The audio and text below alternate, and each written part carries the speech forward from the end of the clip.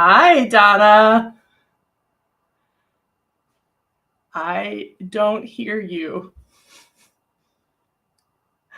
Okay. Just before this, I could hear you, and now I don't. Shoot. Oh, the joys of live. You were doing. No! You were doing something with your headphones there during the countdown, and I think you messed it up. Oh, can you try taking. I'm gonna take you out and bring you in. Maybe that helps. Say something now. No. Oh, what a nice way to start.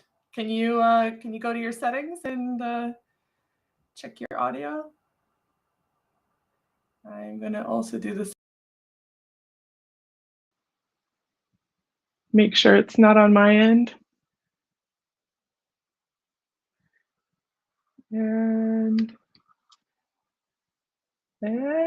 you're not muted. You'll have to do something. You'll have to either change your thing and come back, or. And meanwhile, while Donna's getting her stuff together, yeah, let's everybody just stretch it out. Yeah, let's move it. Let's move it. Hopefully Donna can get back in. Yeah. Do you have another pair of headphones? All right, everybody. Okay, so while Donna's getting straightened out, welcome to the first live episode of the So Freaking Healthy podcast. We are today talking about leaky gut, and we are going to talk about what it is, and we're going to talk about how you might know you have it, and we're also going to talk about what you can do about it. As a general disclaimer, Donna and I are not medical professionals. We are certified health coaches. Donna is certified in functional medicine as a health coach. But everything we talk about today is purely for entertainment and information. Obviously, you should always consult your doctor on everything that you do in terms of changing your diet or if you have issues. So yeah, so that's what we're going to talk about today. So we hope that you are, interested in leaky gut. Maybe you've never even heard of leaky gut. So if you have never heard of it, or if you're more or less like, what are we talking about today? You can already start to leave some questions in the chat, and I will make sure that we get to those questions if we can during the course of the live. I hear you now, but I don't. Can you hear? I hear you, but I don't see you. We're halfway there. All right. Okay, say something else. No, still don't hear you. No, something. No, I don't hear you. No. Okay. Donna's still working on her tech. I have no idea how to help you here because I can't see what's going on your side. No. No, I still can't hear you. And I'm gonna just try. No, you're not muted on my side, so I don't know exactly. How about now? Now, yes, now I can hear you. Oh, welcome to the show, Donna. Thanks for, taking everything on. Let me see if I can actually hear you in my ears as well. That would be really, really exciting. Can you hear me still? Yeah, I can still hear you. I'm asking for too much. Yeah.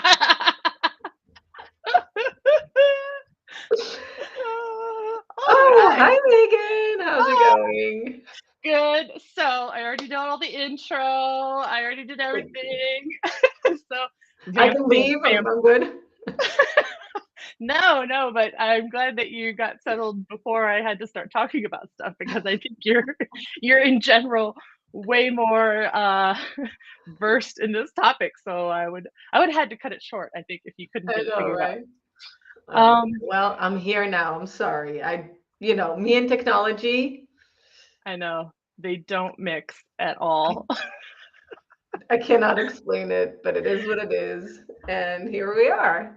Cool. So I'm super excited. I know I say this about every single topic that we talk about, Yeah. but leaky gut is super exciting for me to talk about. It really, Hmm. really is. And I think that a lot of people would be very interested in hearing about it and understanding what the hype is about because the words leaky gut or the terminology leaky gut has popped up Hmm. lately. And I think, depending on what school you come from, some would say it's just a made up thing. Others would say, like, oh no, it's very, very real and very, very serious. And Hmm. so I'm excited for us to just share our knowledge about it and our experience with it and Hmm. hopefully Yeah. help some people out there. That's Yep. So, yeah. So as I mentioned before, go ahead and type any questions, drop those in the comments. And if you're live with us, we'll, fine, we'll answer them. If you are watching this later and you drop some questions in the comments, we'll try to get back to you or answer you in the comments later on. So let's get into it. So we're going to start off with, you know, what is this thing? What is this leaky gut? Because it sounds leaky gut. I, I mean, it's very on point, but it also sounds like things are leaking through, which is kind of what it is. So maybe Donna, maybe you could start with like the definition or yeah. Tell me, yeah. teach me, wise one. I feel like what Yoda. I've never seen that movie, by the way. So look, so leaky gut. I like to put it in a like a terminology that people would actually understand. And so when you think about our digestive system as a whole, right? Some would call it our gut, right? Our immune system, our sorry, digestive system, meaning from the mouth down to our buttholes. Everything is actually one layer of cells, right? So you can imagine it as like a very thin cheesecloth or a kitchen cloth, right? Mm-hmm. And the job of the gut or the job of the digestive system is actually to press down and and break down the food into smaller and smaller pieces until they're small enough to go through the little holes in the cheesecloth, right? Or in that cloth and go into our body. If it's nutrients, if it's, the actual food particles and go into our bloodstream and our body in general. And so if you can imagine it, it's basically, and those who are watching the video can see me do this explanation, the cells are actually really tightly packed together, right? That's the way our cells are supposed to be. And when we have leaky gut, we actually have little cracks. I don't know if you can see it, little cracks between those cells. And those cracks mean that now food particles and other things, right, medication, drug, whatever we're taking, is now going into our bloodstream in bigger pieces and in things that shouldn't actually be where they are. Mm-hmm. And the body is actually then detecting that something is wrong. Something is in the bloodstream where it shouldn't be. And now we're led to having an inflammation. We're suffering from food sensitivities, etc. So basically, you can imagine it as, yeah, the cells having gaps between them and having Mm-hmm. things kind of go through into the bloodstream that where it Yeah. shouldn't be. Another, I would add on to that, another way I've heard it described is that so the food needs to be broken down into a small enough molecule that it actually permeates through the cell and then goes out the other side of the cell, right? So that's the size that we're looking for. So when you have anything that goes into your body, it has to be broken down that small to get into the bloodstream, right? And when the cells start to come apart, and now you have space between the cells, so you could have a molecule of carrot, right? A bit of carrot that has not broken down into its lowest components, right? Right. So the carrot in itself is inherently not an issue for your body, assuming you're not allergic to carrots. So, right. But the problem is that on the other side of your intestines, you have little soldiers over there, your white blood cells going and things that are trying to recognize stuff that's coming through. This is your immune response, right? And when it sees that bit of carrot, it doesn't recognize it because it's too big. It's got too many components and it doesn't recognize it as a pattern match to what it should be allowing through. And then you have an inflammation response to that bit of carrot or whatever. A lot of times you see the word toxin going through. That carrot to the body is toxic because it is not broken down into the usable parts that it needs to be for the body. And that's kind of then where the inflammation starts from Right. eating normal food that would be Right. quote unquote healthy for you. Exactly. And Right. something really important to mention here is that an inflammation is not necessarily a bad thing. An inflammation is the body's reaction to Mm-hmm. something that it needs to attack, and I don't know if it's a virus, if it's a bacteria, Mm-hmm. if it's whatever, the body needs to respond to it.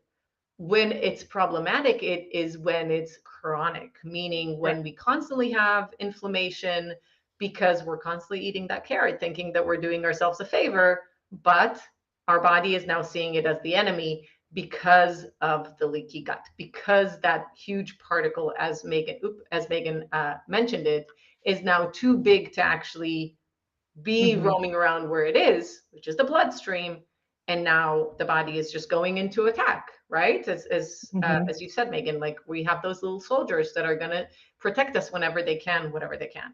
Yeah. So yeah, that's exactly it. That's basically, it's a huge component in food sensitivities and intolerances.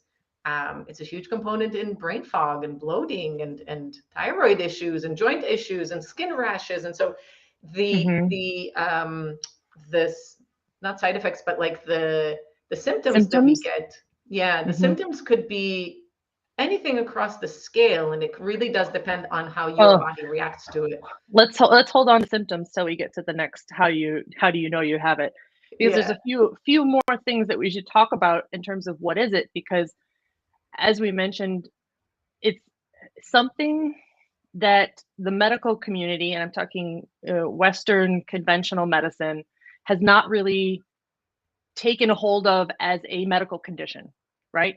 Yeah. So, and this is interesting when I was doing my research for this.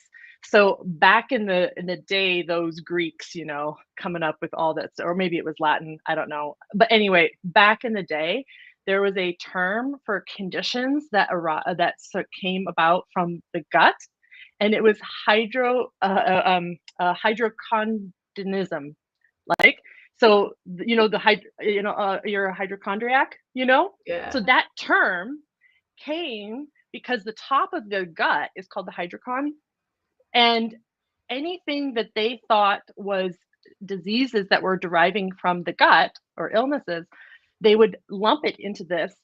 But because it was so hard to diagnose something that was happening in the gut, soon that word Hypochondria. hypochondriac. Why was I saying hydrochondriac? Ah, I hyper. was like, hydro, that's water. I don't Yeah, understand the I connection, but sure, I'll go with know. it. Hyperchondriac. Okay, let me look at my notes, Megan. So a hypochondriac is now somebody who is said to have fear that they have an unknown disease. But in reality, those people back in the age were right. There is so much, and that's what we're learning now, where so much is happening in the gut. So to reiterate, leaky gut, when you hear it and you go to your doctor and you say, I think I have leaky gut, they're going to look at you and go, there's no such thing as leaky gut if you go to a conventional doctor, right? So it's a I have really something to important. add. Oh, okay, I go, have go, something to add. I have go. something to add because you can say the same thing about IBS. So a lot of people go and they go to the doctor and they say, look, I have a lot of stomach cramps, I have a lot of gas, I have a lot of diarrhea and or constipation, often alternating. So often people will suffer from both on different times. I have this and I have that. And they'll get tested, meaning they'll have a camera stuck up their throat or up their butt, and they'll check things and they'll go like, look, we understand, we see that your intestines are busy bees and they're kind of working extra hard and things like that, but we can't find the actual problem. So you have IBS. IBS is irritable bowel syndrome, right? Now, IBS is exactly that. It's, we gave you a word that will hopefully help you to shut up, but we don't have a solution for it. Unlike IBD, for example, which is something that they see and they know, okay, great, here's some medication, here's some probably antibiotics and whatever, and medication that will help you. So, and just to add to it for the parents out there, if you had a crying baby and they would not stop crying and the doctors would say, oh, they have colic, same shit, different word, is basically colic equals, yeah, they won't stop crying. No, we have no idea what's going on.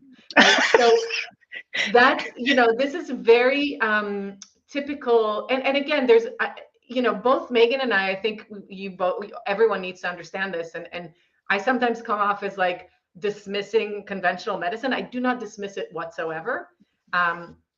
But I think we need to understand that there's a lot that conventional medicine doesn't necessarily know, because there's the lack of understanding of nutrition. Or clinical studies. They haven't studied it yet as well. They haven't studied it. And a lot of the studies are actually usually, it really matters who pays for these studies, right? There was a study about sugar in the 80s, and the sugar lobby came and paid off Harvard scientists. So, and that's when the fat, fat being evil came into play, because basically people were paid off to tell you that. So we need to understand, we need to put things in context. Of course, there's a lot of place for conventional medicine, but I think there are also a lot of, leaky guts out there, and a lot of gaps in the information that we do need to understand that is missing. So yes, it is. It's really, I think it's really, it's a very interesting topic. And I think our gut in general is a very interesting organ that is not understood very well. Still. Yeah. That is the understatement of the medical world for the last decade or more. I think that we've covered most of really kind of what is lucky gut. No. Lucky gut would be amazing. So the points that, to summarize what it is, your gut is supposed to be permeable to let nutrients through. However, it can be permeable, and that's where the problem happens, when you have increased permeability in your intestines, and things get through that are not necessarily bad for you if they go the right way, but are bad for you if they get into your body the wrong way. So let's move on to, how do you know if you have it? And that's a tricky question. That's a very tricky question. I find that it's a tricky question because, as I kind of mentioned before, each body will signal, the alarm signs differently, right? So, for example, and of course, we have to consider that there are probably things that are now connected with that leaky gut.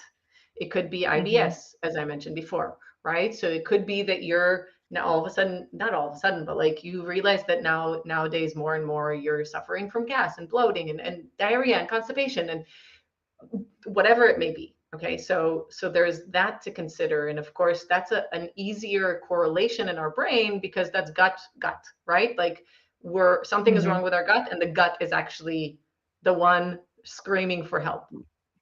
Right. But it could also be that your body is inflamed, right? If you take me, for example, I've always had kind of neck and shoulder issues, and my body, the inflammation will immediately show in my neck first and foremost. Now, who can think about neck? Oh, I probably ate something. You know what I mean? Like, you don't actually connect the two, because what does the neck have to do with our gut? But that's how my body is actually reacting to things. And that's how my body is actually showing that it is inflamed. Okay. So Yes, there's definitely ways, and I'm sure you have a beautiful list to share with us, Megan. Yeah, I do. Well, it's But not necessarily a yeah, list. Yeah, go ahead. Finish. no, go ahead. So it's not necessarily a list of symptoms, as we mentioned, because leaky gut first of all, it can be like a cycle, right? Something Yes. else has caused leaky gut, and therefore you have leaky gut, and it causes something else. So it's really one of those very hard things to pinpoint the starting point. But what I have here from the Cleveland Clinic are some of the possible disease associations that we have. So, for example, um, metabolic disorders. A lot of metabolic disorders can be either caused by leaky gut or exacerbated by leaky gut, Mm, but doesn't mean it's all of them are caused. And that's the tricky part, right? So, yeah. for example, arthritis. Specifically, a lot of times rheumatoid arthritis, which is an autoimmune disease, and autoimmune diseases are triggered by inflammation in the body in terms of how much they affect the person who has it. So a lot of people find release from arthritis and rheumatoid arthritis from changing their diet and their gut microbiome to relieve and reduce that amount of inflammation.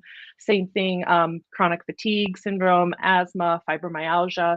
A lot of these diseases can be, if not remedied or cured, but supported by a better gut function. And conversely, if you had leaky gut, it might be more painful or more symptoms of those things. And that's really where it comes down to. It's really hard to know if you have leaky gut, is the Yeah. bottom line. Yeah, I mean, I think with conventional medicine, it is definitely harder because, as you said, you might get dismissed by just bringing it up, depending on how open your doctor is to these topics. Hmm.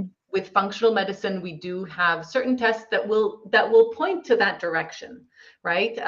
And you can definitely run these tests. Talk to your functional medicine doctor.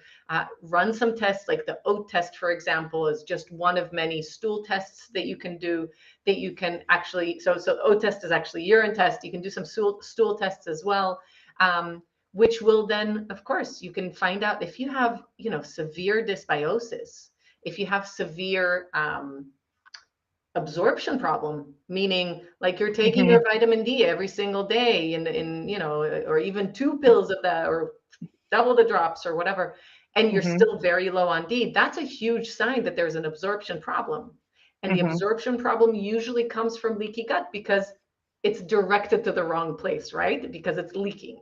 So, Hmm. but you can also often tell by, if you have, severe brain fog, for example, there's a Hmm. direct connection we're talking about nowadays in functional medicine about a direct connection between leaky gut and leaky brain, right? The brain is Hmm. now inflamed. And so we're Hmm. we're struggling with depression, we're struggling with anxiety, we're struggling with brain fog, we're struggling with all of these things that a lot of people are talking about nowadays, and that is usually connected.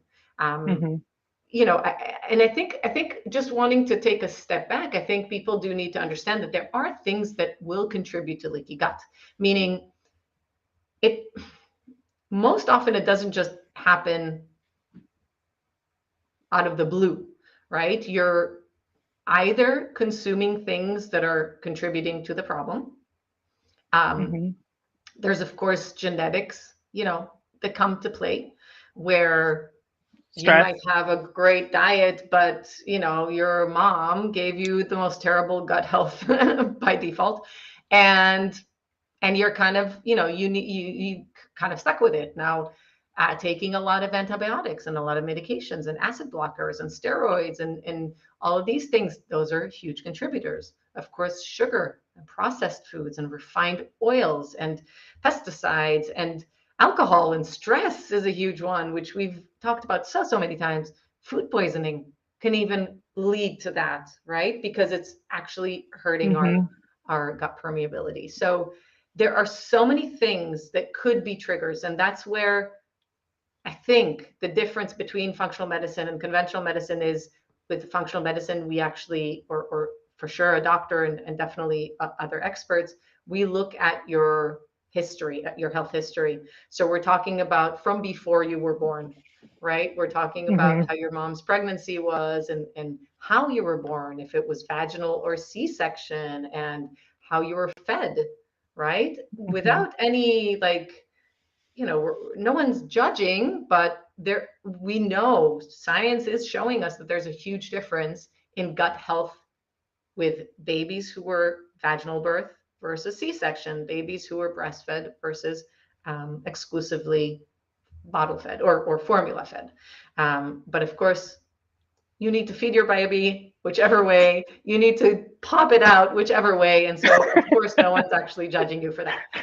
But you can actually notice that, like a lot of kids, babies and kids who are very picky eaters, for example, we know that they have probably some sort of dysbiosis, some extremity of dysbiosis, because their bad gut bacteria is more pronounced, and it's asking for the white diet, as I call it, the pasta with no sauce, the rice with no sauce, the potatoes with no sauce.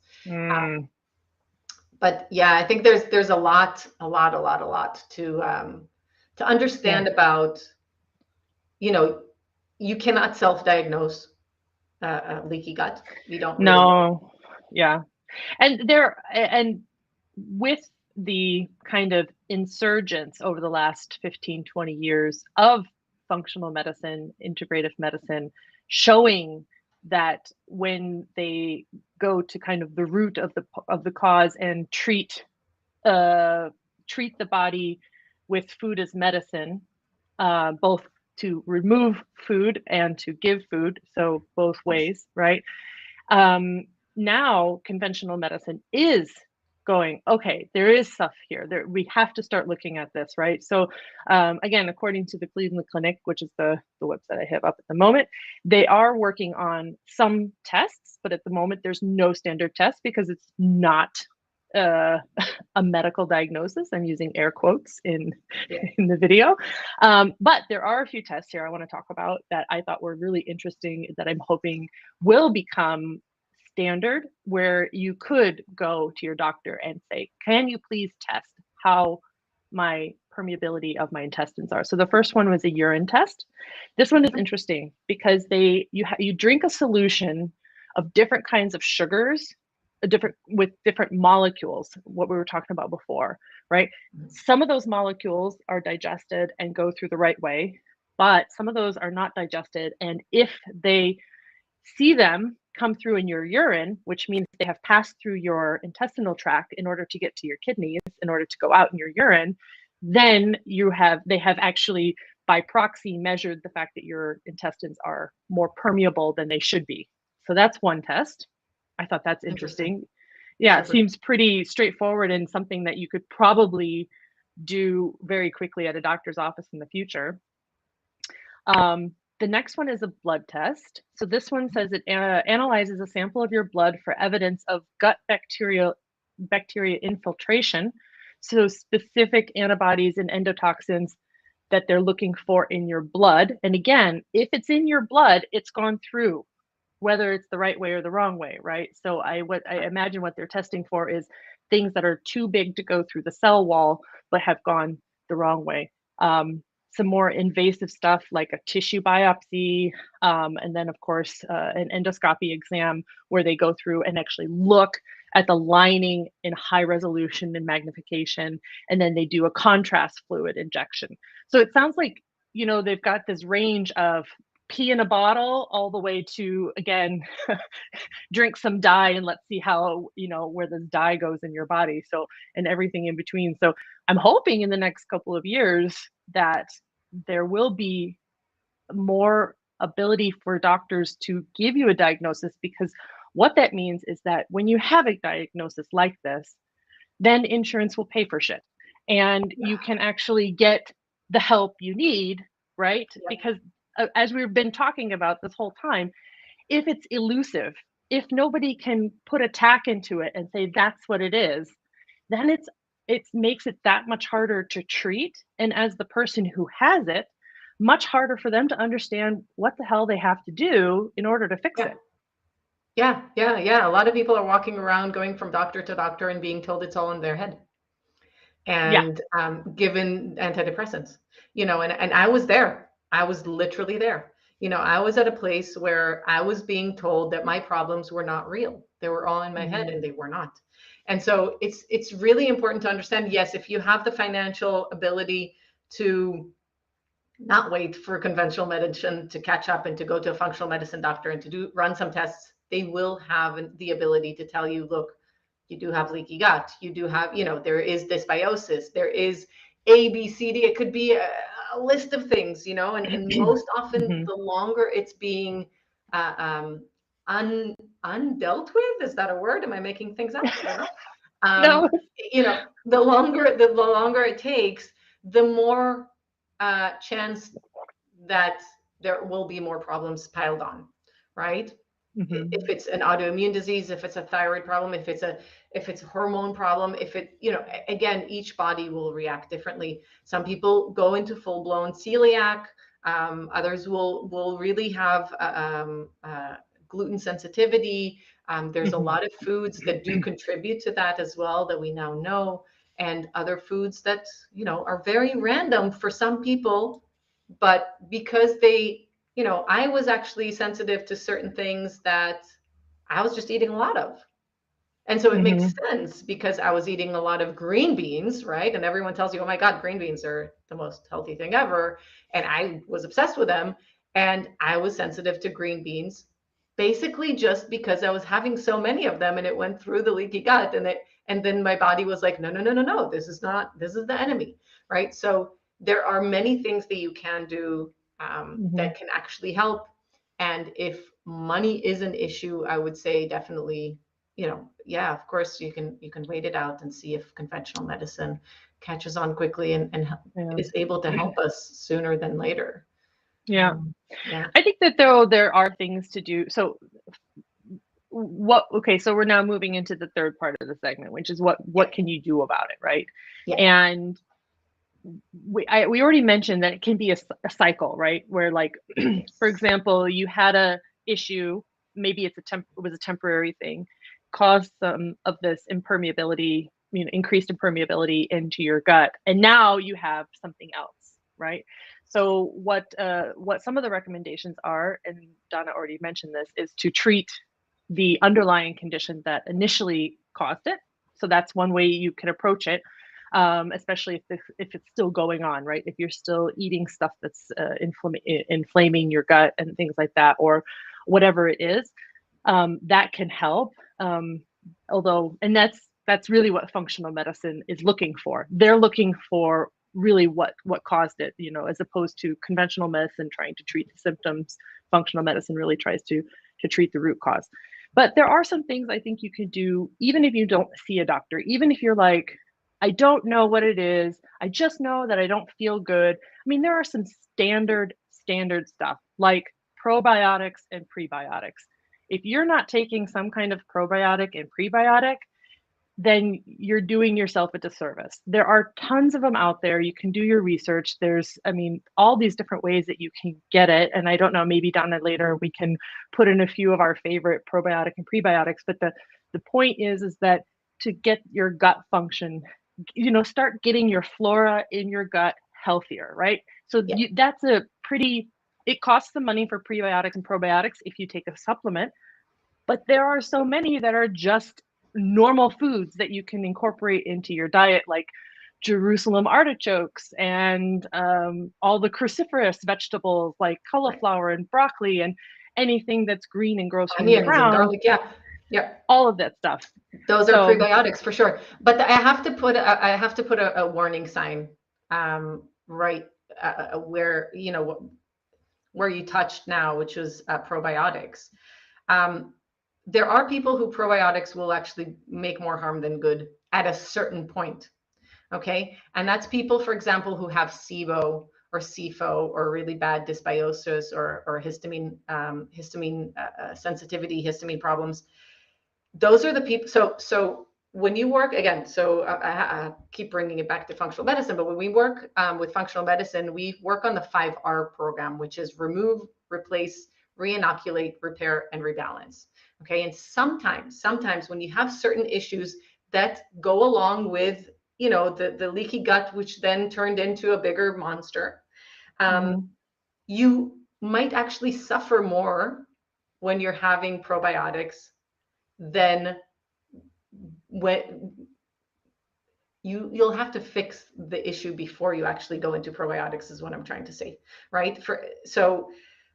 If you're taking probiotics, for example, you started taking probiotics and you've taken them for like 2 or 3 weeks, and you're still, from the beginning, you started feeling more bloated and more gassy and maybe diarrhea or whatever, which is normal when you start off with, but it didn't get better after over a week or two of taking them.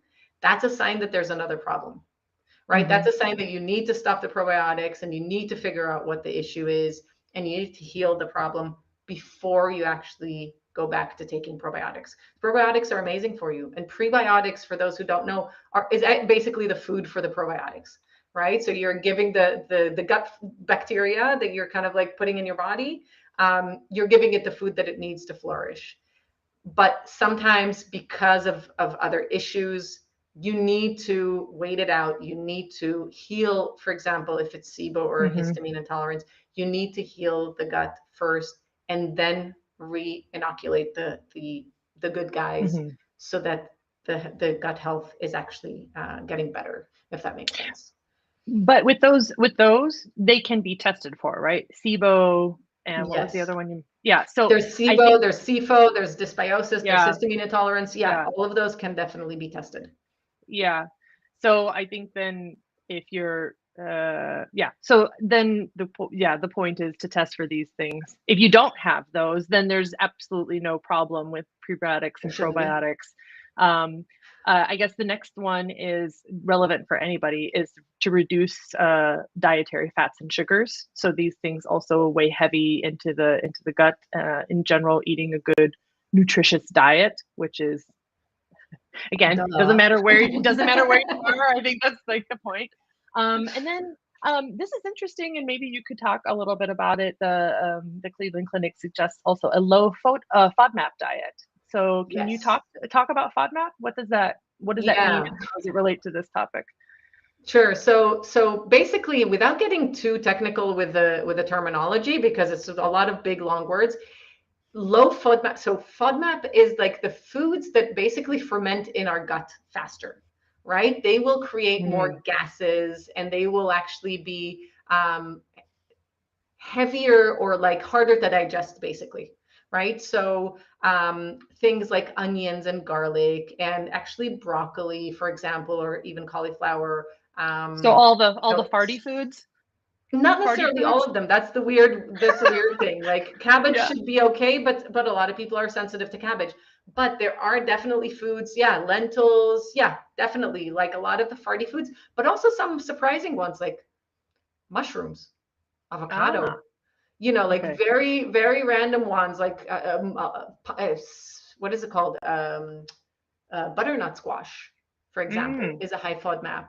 A lot of dairy, of course, the wheat and some grains. So there are foods that basically will ferment in our gut mm-hmm. quickly, and will just wreak havoc, and you're just suffering without even knowing. And what Yeah. happens is that when we don't know that we're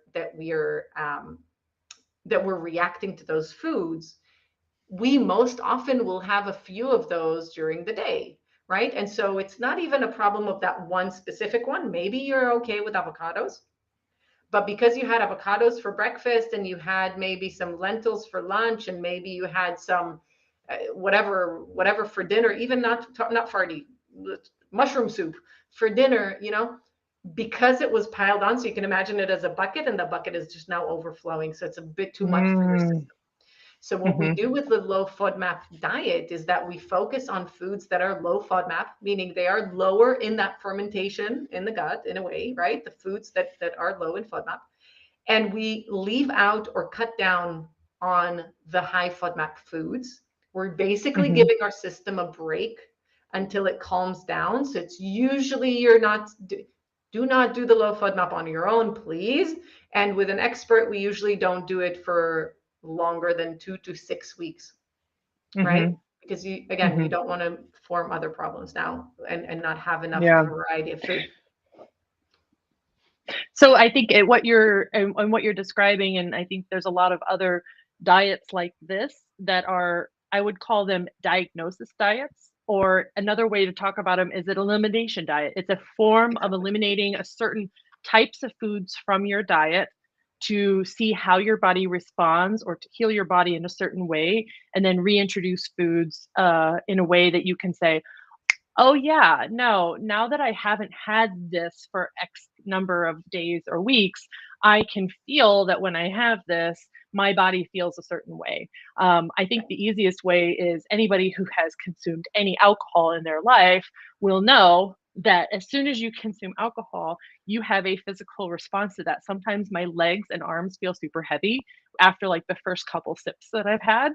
Wow. And that is like the starkest thing, right? Like everybody knows you're drinking alcohol, you feel a response. And if they could just translate that to the rest of their food that they're putting in their mouth, you'd be much ahead of the game in understanding what food does to your body, and which foods are good, which foods are good in moderation, which foods, yeah, for me, I will start actually October 1st is my first day to have a vegetable basket every Saturday, locally organic veggie basket that I pick up at my local farmer's market. And it's 2 to 3 kilos of vegetables, and they're seasonal because it's all local. And this was one of my goals for a long time, was to eat only the vegetables that were grown in northern Switzerland, southern Germany, during the time at which they were growing. Because I can tell you, I have red peppers every week around. Red peppers should not be consumed every week year round because they're not. It's not part of the nature, right? And so I think so. I'm really, really, really interested to now change my diet seasonally by eating the vegetables that are in season.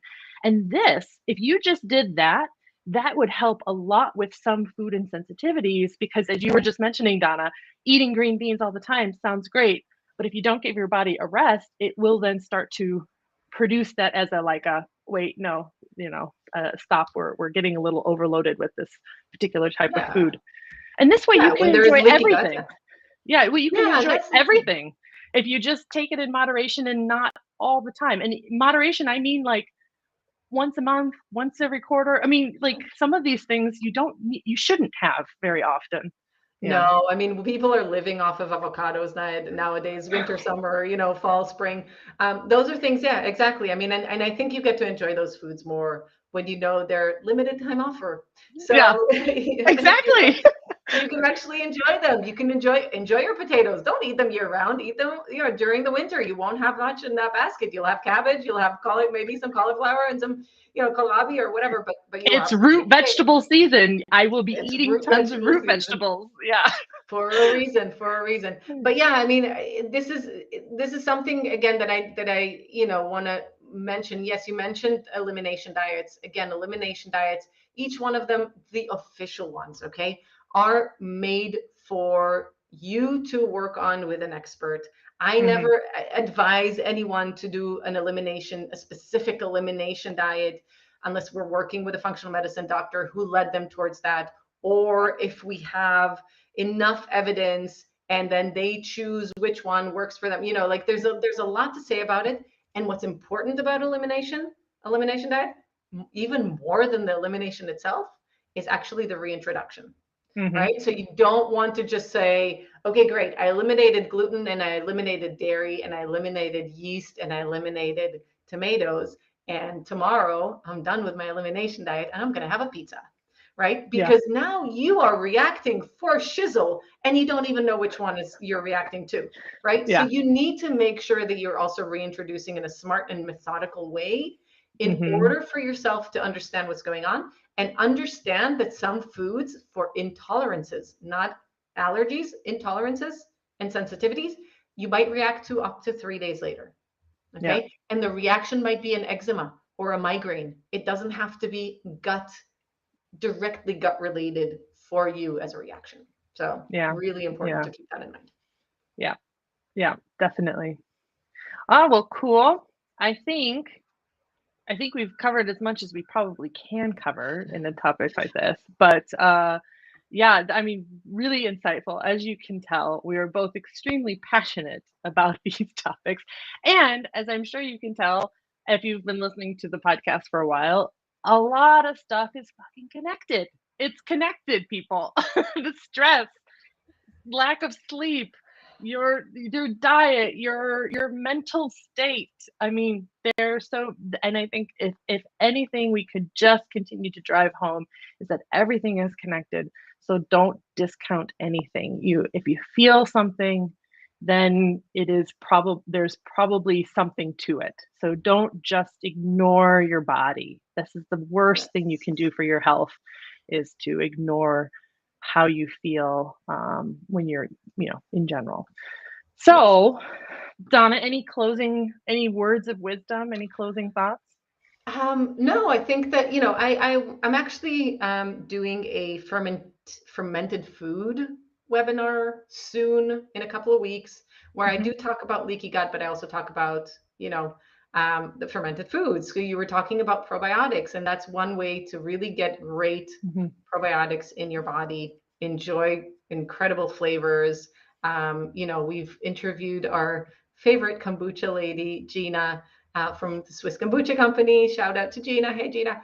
And, those are just some of the things that you can actually enjoy and eat and notice how you're reacting without having to spend $50 or $100 on a pill box, and then realize that you can't take it because it's giving you a certain reaction. So there are definitely many, many ways. I think this topic we could probably talk about for a million more hours, but hopefully you gained a lot of, good knowledge. And if you have any questions, just don't forget to leave those in the comment section, either on our Facebook Live or on our podcast. Yeah, excellent. So with that, I think we're done. Yay! First live episode in the bank. No, we kind of killed it too. Yeah, we did. Oh! Excellent. All right, everybody. See you later. Bye-bye. Peace out. Bye.